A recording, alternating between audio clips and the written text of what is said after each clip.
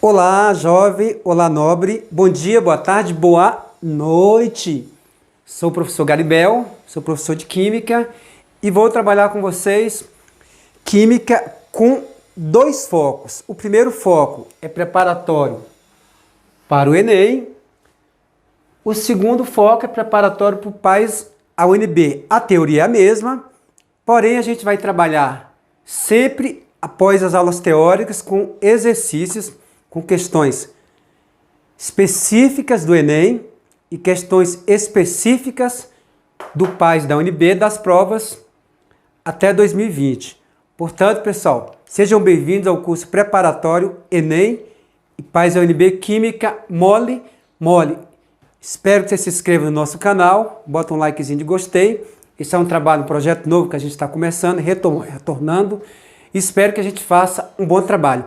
Portanto, a gente vai aqui rapidamente conceituar a química e na sequência fazer um breve resumo da história da química para a gente contextualizar a química moderna.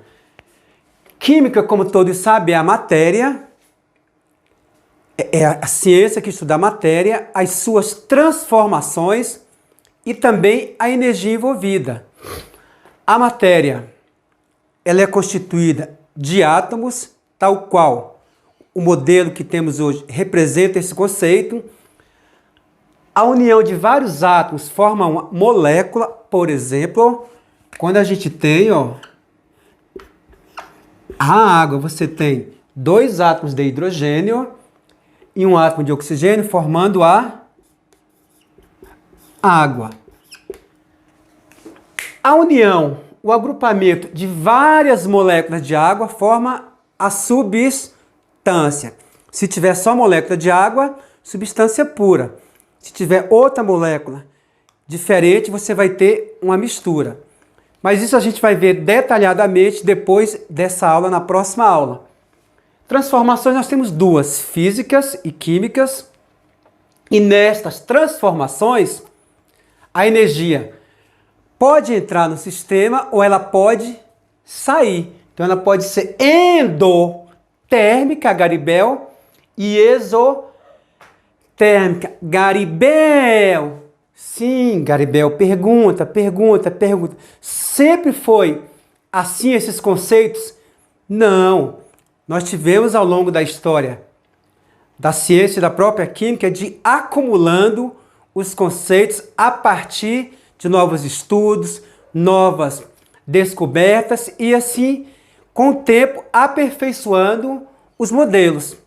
E a gente vai estudar também que na química a gente trabalha muito com modelo. A gente trabalha com modelo hipotético dedutivo, que a gente vai ver na próxima aula. Portanto, como ao longo da história os conceitos foram acumulando, vamos ver como é que isso começou? Lá na pré-história, o homem, pessoal, ele teve a descoberta do fogo, mas ele, com o decorrer do tempo, ele passou a dominar o fogo, ou seja, ele passou a sintetizar o fogo por seu uso no dia a dia. Isso representou uma verdadeira revolução para a humanidade. Depois a gente vai lá, há 4.000 anos antes de Cristo, a mais ou menos 1.000 antes de Cristo, você vai na Idade Antiga. Então você tinha os egípcios, você tinha os gregos, os fenícios, os chineses. Eu falei gregos duas vezes, valorizei os gregos. Naquela época, pessoal, se você vê alguns filmes daquela época, você vai ver que eles já faziam as festinhas regadas a vinho e a cerveja. Significa que eles já sintetizavam a cerveja e já destilavam o próprio vinho a partir da uva. Eles também dominavam os metais. Se você vê filmes daquela época, eles já andavam nas guerras protegendo o corpo com armaduras. Portanto, pessoal, além do tecido e do vidro. Então a gente vai entrar agora no outro momento, que é o período da Grécia Antiga, onde a gente inicia os primeiros conceitos sobre a constituição da matéria, com alguns filósofos da época. Vamos ver? Bem, pessoal, agora vamos para a Grécia Antiga. A Grécia Antiga, ela era formada por várias cidades. Uma delas tinha um destaque fenomenal voltado para a educação, que era Atenas. E em Atenas, há mais ou menos 500 anos antes de Cristo, Empédocles foi um dos primeiros filósofos a buscar debater, porque na época era mais filosofia do que ciência, qual que era a constituição da matéria. E ele defendia uma tese de que a matéria ela é constituída de 4 elementos: água, ar, terra e fogo.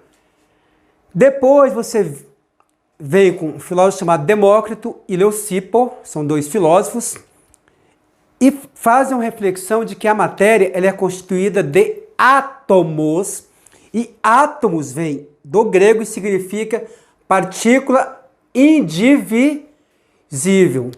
Portanto, seria algo que não pode ser fracionado em partes menores. Esse conceito a gente sabe que hoje ele já foi derrubado, mas foi importante para que avançasse os modelos atuais.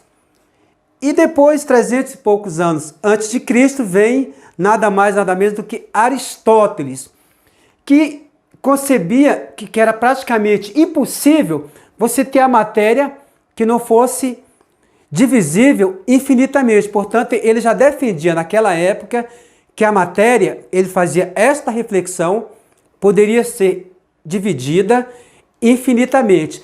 Ele também defendia a teoria dos 4 elementos: água, ar, terra e fogo. Passando esse período aqui, tem um período fantástico para a história da química, que é o período dos alquimistas, Garibel, alquimistas.